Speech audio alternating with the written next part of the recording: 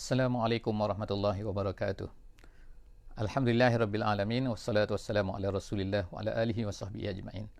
Selamat datang dan selamat berjumpa sekali lagi dalam sesi sinopsis setiap daripada juzuk Al-Quran yang kita baca sempena bulan Ramadan. Pada hari ini insya-Allah kita akan bersama-sama dalam juzuk yang ke-24 insya-Allah, sempena kita telah berada di 24 hari bulan Ramadan tahun 1442. InsyaAllah dalam juzuk yang ke-24 pada hari ini kita akan melihat 3 surah yang terdapat di dalam juzuk ini. Yang pertama sekali ialah kita akan membaca part yang terakhir daripada surah Az-Zumar. Dan yang kedua kita akan tengok surah Ghafir, iaitu keseluruhannya daripada ayat 1 sehingga ayat 85.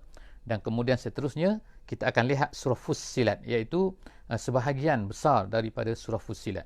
Jadi insya-Allah kita akan lihat satu persatu daripada surah-surah yang ada di dalam juzuk yang ke-24 pada malam ini. Yang pertama kita akan tengok surah Az-Zumar. Oleh kerana surah Az-Zumar ini telah ada sebahagiannya telah ada dalam juzuk yang ke-23, iaitu kita telah bincangkan. Tapi saya akan cuba insya-Allah untuk ulang sedikit. Sebelum daripada kita terus dengan sesi ini, satu perkara yang kita ingatkan, usaha yang kita lakukan ini hanyalah satu usaha yang kecil yang kita buat untuk mendekatkan kita dalam memahami Al-Quran. Bukanlah bererti bahawa dengan bacaan kita ini, dengan sesi kita ini, kita telah selesai dapat memahami Al-Quran. Tidak. Sebenarnya hanyalah satu usaha yang kecil dalam usaha untuk mendekatkan kita membaca, memahami Al-Quran. Setiap juz kita akan cuba lihat apakah mesej keseluruhan ataupun tema keseluruhan yang Allah Subhanahu Wa Taala nak nyatakan kepada kita dalam setiap daripada juz ini. Jadi insya-Allah bersama-sama dalam juz 24 pada malam ni, begitu juga insya-Allah kita lihat yang pertama surah Az-Zumar. Surah Az-Zumar daripada namanya sebagaimana kita telah sebut sebelum daripada ni, ialah bermakna gerombolan. Bermakna apa? Daripada nama ini, daripada nama Az-Zumar ni, kerana Allah Subhanahu Wa Taala telah menyebutkan perkataan Az-Zumar ini di bahagian-bahagian yang terakhir daripada surah Az-Zumar ini, di mana Allah Subhanahu Wa Taala telah menyebutkan ada dua rombongan, ada dua gerombolan. Yang pertama gerombolan yang akan memasuki syurga, dan yang keduanya adalah gerombolan yang akan memasuki neraka. Jadi Allah Subhanahu Wa Taala sebutkan bahawa manusia nanti akan terbahagi kepada dua kumpulan, kepada dua zumar, kepada dua grup. Grup masuk neraka, satu grup masuk syurga. Dan Allah Subhanahu Wa Taala sebutkan ini bahawa nak menunjukkan kepada kita bahawa memasuki syurga adalah tidak boleh keseorangan, tapi kita hendaklah bersama-sama.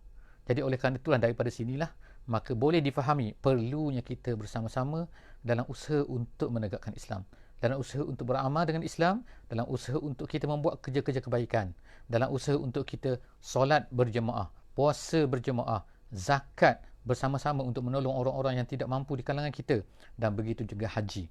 Allah Subhanahu Wa Taala telah syariatkan. Kita lihat bagaimana haji Allah Subhanahu Wa Taala kumpulkan kita pada masa yang sama, pada hari yang sama, di satu tempat, iaitu di Arafah.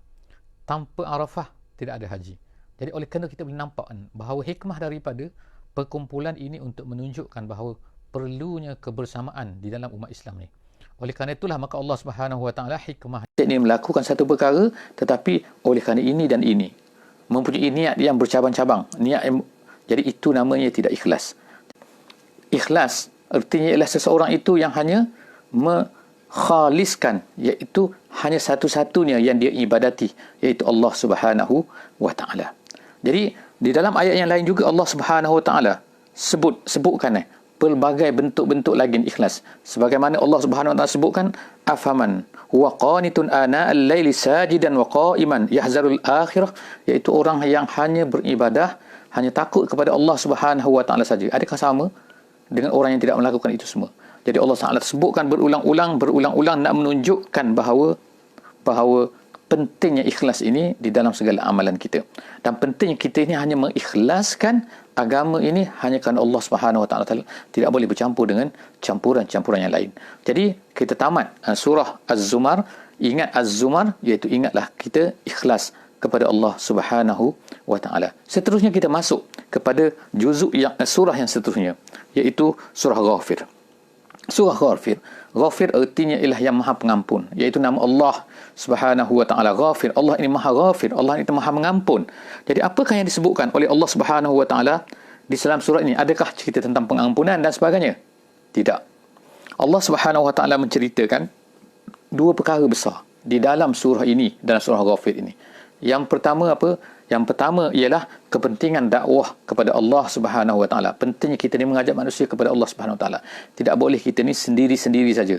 Hidup sendiri, kita beribadah sendiri kepada Allah dan membiarkan orang lain ini tidak mendapat tahu tentang Allah, tidak mendapat ajakan, tidak mendapat inzar, tidak mendapat basyiran. Sebagaimana tugas Nabi adalah menyampaikan, memberi amaran, memberi khabar gembira, menceritakan tentang syurga, menceritakan tentang neraka, maka begitulah juga umat Nabi Muhammad sallallahu alaihi wasallam, mereka sebenarnya adalah bertanggungjawab untuk menjaga kesinambungan dakwah ni, supaya dakwah ni akan berterusan. Kerana manusia itu akan lahir, tetap lahir kan. Maka siapakah yang akan mendakwah mereka? Siapa yang akan menceritakan Islam kepada mereka kan? Kalaulah tidak umat Nabi Muhammad sallallahu alaihi wasallam. Jadi surah Ghafir ialah yang pertamanya ialah menceritakan tentang kepentingan dakwah. Perkara yang kedua dalam surah Ghafir ini adalah menceritakan bahawa kepentingan kita ini menyerahkan segala-galanya kepada Allah Subhanahu Wa Taala. Iaitu dalam ayat ini Allah Subhanahu Wa Taala menceritakan wa ufawwidu amri ilallah. Wa ufawwidu amri, aku serahkan urusanku kepada Allah Subhanahu Wa Taala. Kita namakan dia tawakal, kita namakan apa saja, tapi itulah hakikatnya, itu menyerahkan kepada Allah Subhanahu Wa Taala dalam segala urusan kita. Jadi dalam surah Ghafir ini Allah Subhanahu Wa Taala ceritakan, dan yang pertama tentang kisah Nabi Musa alaihissalam yang menghadapi Firaun, di mana akhirnya Firaun yang maha besar, yang maha hebat ni, kuasa besar dan sebagainya, tapi Musa seorang yang kecil, seorang yang keldil, diarahkan oleh Allah Subhanahu Wa Taala untuk pergi kepada Firaun, untuk menceritakan kepada Firaun satu benda yang amat-amat bertentangan dengan apa yang dipegang oleh Firaun. Firaun mengatakan aku Tuhan, tetapi Nabi Musa mengatakan bahawa itu adalah salah. Tuhan kamu, Tuhan aku adalah Allah Subhanahu Wa Taala. Jadi adakah berani Nabi Musa? Ya, Nabi Musa melakukan itu semua. Kenapa? Itu adalah perintah Allah Subhanahu Wa Taala. Dan kemudian Nabi Musa berkata, wa ufawwidu amri ilallah, wa ufawwidu amri ilallah, aku serahkan kepada Allah. Allah Ta'ala maha berkuasa. Sebab tu apabila dikejar oleh Firaun sampai ke laut merah, tepi laut, maka ketika Bani Israel semua takut ketika semua Bani Israel mengatakan tak boleh dah, kita akan hancur pada hari ini.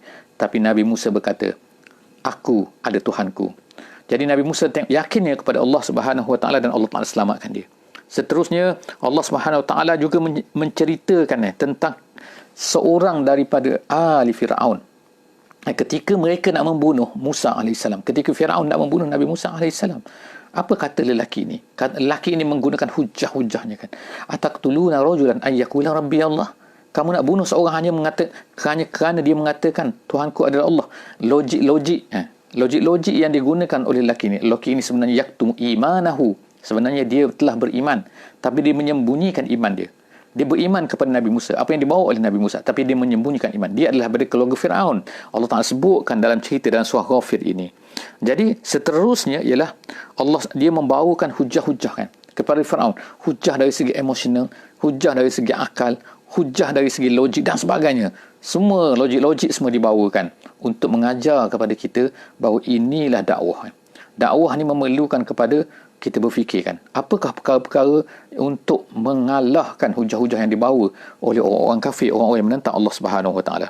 Keistimewaannya yang kita boleh lihat dalam surah Ghafir ini ialah Allah Subhanahu Wa Taala banyak menyebutkan doa. Jadi kalau kita tengokkan banyak doa yang diajar. Jadi kalau nak ambil doa-doa daripada Al-Quran, cuba lihat surah Ghafir. InsyaAllah kita akan dapati banyak doa-doa yang kita boleh gunakan. InsyaAllah kita boleh menggunakan doa daripada Al-Quran. It's the best. Itu yang paling baik. Dan kemudian Allah Subhanahu Wa Taala juga telah menyebutkan bahawa Allah Subhanahu Wa Taala adalah Maha Ghafir. Dia adalah pengampun. Jadi kembalilah kepada Allah Subhanahu Wa Taala. Selepas daripada itu, insyaAllah kita masuk kepada satu surah yang lain, iaitu surah Fussilat. Sebagaimana kita sebut tadi bahawa terdapat 3 surah di dalam juzuk ini, juzuk yang ke-24, iaitu Zumar, Ghafir dan juga Fussilat.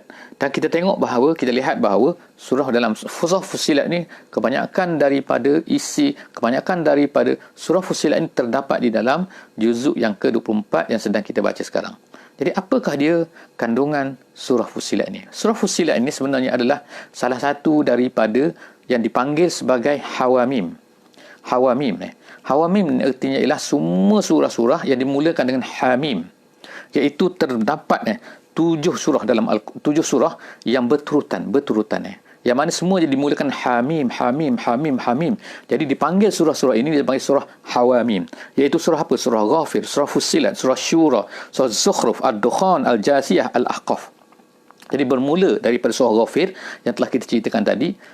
Bermula daripada situ, kemudian seterusnya masuk pada surah Fussilat dan seterusnya ada 5 lagi selepas daripada itu, semuanya dimulakan dengan Hamim, Hamim, Hamim.